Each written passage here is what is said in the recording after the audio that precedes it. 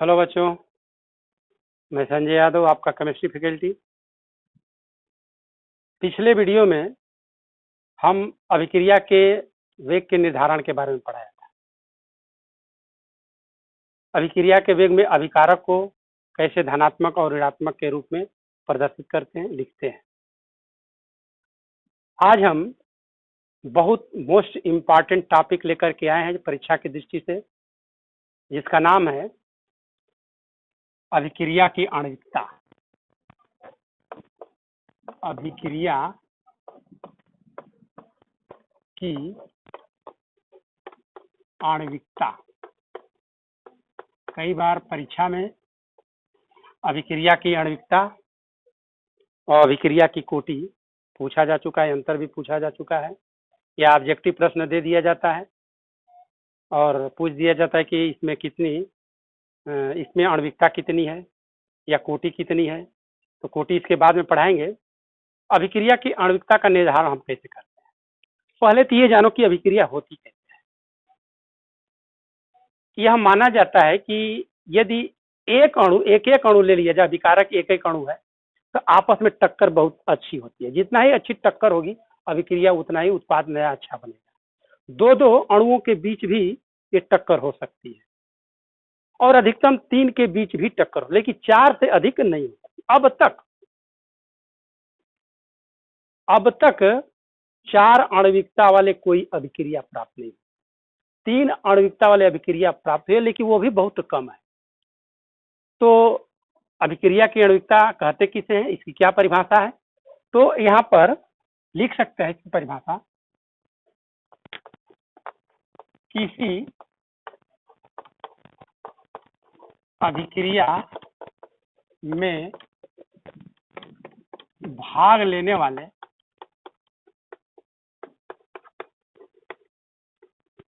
अभिकारक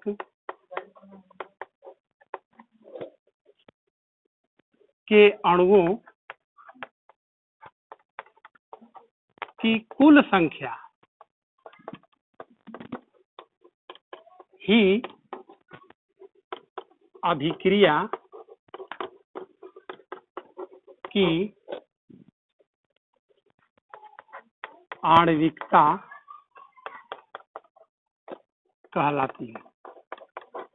ठीक है, जैसे यहाँ पर हम ले लें अमोनियम नाइट्राइट है। इसको जब हम गर्म करते हैं तो यहाँ पर नाइट्रोजन और ये जल बनेगा। तो इस समीकरण को बैलेंस कर दें तो देखो यहाँ पर समीकरण बैलेंस हो गया। यहाँ पर इससे मतलब है, ये इधर से मतलब नहीं है।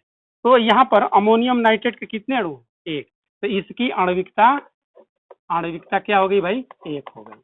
ठीक है, दूसरा यदि हम उदाहरण लें H2 plus I2 is equal to 2HI, इसके एक अणु और इसके एक अणु, कितने अणु हुए भाई, इसकी आणविकता कितनी हो गई भाई, 2 हो गई।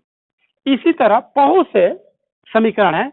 अगर नाइट्रिक ऑक्साइड ऑक्सीजन से क्रिया कराएं तो यहाँ पर 2NO2, यहाँ पर 2 कर दें, 2 दूना के 4 हो गया, 2 दूना के 4। तो देखो 2 ये और 1, ये आणविकता कितनी हो गई भाई, आणविकता 3 हो गई। तो अधिकतम, हाँ, एक चीज जानेंगे कि आणविकता कभी शून्य नहीं होती। एक चीज बता दे रहे हैं, अभिक्रिया की कोटि शून्य हो सकती है लेकिन आणविकता कभी शून्य नहीं होती है। एक पूर्णांक संख्या है, इसका स्क्रीनशॉट ले लीजिए।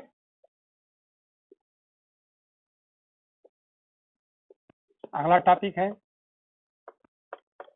अभिक्रिया की कोटि।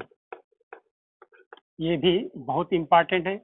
अभिक्रिया की कोटि किसे कहते हैं, तो देखो कोई भी रासायनिक समीकरण को देख करके हम अभिक्रिया की कोटि का निर्धारण नहीं कर सकते। तो आगे हम उदाहरण देंगे, कहेंगे कि शून्य कोटि की अभिक्रिया है, प्रथम कोटि की अभिक्रिया है, द्वितीय कोटि की अभिक्रिया है, तृतीय कोटि की अभिक्रिया है। तो कहें ये कैसे आ गया, तो बेटा समझ लेना कि यह प्रयोग करके एक प्रयोगात्मक मान है।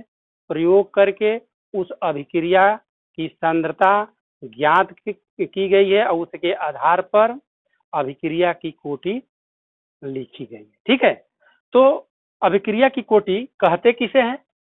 तो कह सकते हैं कि किसी अभिक्रिया में भाग लेने वाले अभिकारकों के अणुओं के सांद्रताओं के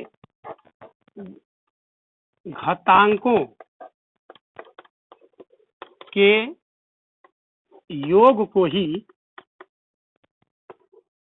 ही अभिक्रिया की कोटि कहा जाता है। ठीक है, तो अगर मान लेते हैं, जैसे सपोज है कि एक अभिक्रिया हम दे रहे हैं, ठीक है, ए इज इक्वल टू मान लेते हैं बी प्लस सी एक अभिक्रिया है। तब प्रयोग करके देखा गया कि ये जो ए अभिकारक है, अगर एक एक अणु है, इसकी सांद्रता में परिवर्तन कितना होता है। ठीक है, तो जो भी परिवर्तन होगा उसको हम घातांक के रूप में लिख देते हैं, और घातांक का योग ही हम इसको कह सकते हैं कि इसका अभिक्रिया की कोटि है। तो अभिक्रिया की कोटि में जैसे मान लेते हैं, उदाहरण के तौर पर एक उदाहरण यहाँ पर ओरिजिनल दे रहे हैं, जैसे CH3 COO C2H5 plus H2O, ये अम्लीय माध्यम है, तो ये क्या बन जाएगा भाई? Acetic acid plus ethyl alcohol. तो यहाँ पर देखो, इसके सांद्रण में एक ही परिवर्तन यहाँ पर देखेंगे, तो यहाँ एथिल एसीटेट के एक अणु है और जल के एक अणु है। तो अगर इस तरह देखा जाए तो इसमें अणुविकता 2 हो गई, लेकिन अभिक्रिया की कोटि 1 है। क्यों 1 है? क्योंकि एथिल एसीटेट के सांद्रता में ही केवल परिवर्तन होता है, इसकी सांद्रता में कोई परिवर्तन नहीं होता। तो अगर इसको हम लिखना चाहें तो लिख सकते हैं dx अपान अभिक्रिया का वेग बराबर अभिक्रिया वेग या अभिक्रिया का दर बराबर dx अपान dt प्रोपोर्शनल। इसको लिख सकते हैं कि ये ब्रैकेट में लिखने का मतलब सांद्रता होता है CH3 COO C2H5। ठीक है, और इसमें कोई परिवर्तन नहीं होता, इसमें लिख सकते हैं इसको भी H2O। तो इसको 0 कर दो, 0 का मतलब इस पर घातांक कुछ नहीं है, इस पर कुछ नहीं का मतलब 1 है, तो यहाँ पर घातांक 1 है, तो 1 + 0 = 1। ये अभिक्रिया की कोटि क्या होगी भाई? 1 हो। तो कहेंगे कैसे जान गए कि इसकी 0 है, इसकी 1 है? तो भाई हम बता चुके हैं कि यह एक प्रयोगात्मक मान है, आपको याद करना पड़ेगा, ज्यादा नहीं है कि इसमें शून्य कोटि की अभिक्रिया है, इसमें प्रथम कोटि की अभिक्रिया है। ठीक है, तो बस आज इसमें इतना ही रहने दे रहे हैं। अभिक्रिया की कोटि का प्रकार हम नेक्स्ट वीडियो में देंगे। अगर कोई दिक्कत, कोई समस्या हो तो जरूर हमारे कमेंट्स बॉक्स में कमेंट कीजिए, लाइक शेयर जरूर कीजिए, और इसका स्क्रीनशॉट लेकर के नोट भी बनाइए। धन्यवाद।